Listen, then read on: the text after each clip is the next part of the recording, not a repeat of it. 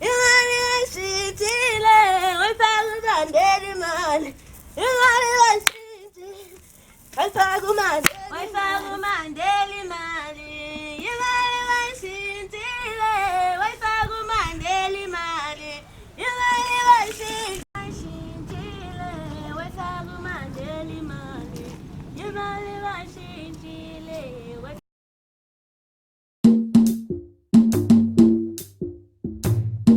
Ndinebhongo nje ndithini na mzontsundu ndithini na ma-Afrika mahle ndiva imincili nengcam zobomi ndiva kuqina ingqondo kakaqini ndiqumbe ndogxuma nasedleni ndinxibe losiko lakwantuka ndinangxaki kuthi mandingxole nxayinxayi kanje ndilonxila ndawuthini na kuba ndimnyama futhi ndiyazinca ndinebhongo neqayiya ngamasiko omkhulu andinanto ndiyiphethayo esandleni kodwa ndiza kubhiyoza kuba ndiyazinca ndenjenje sukundihlahlabeza ndilorhamncu ndiva kahle ndinavalo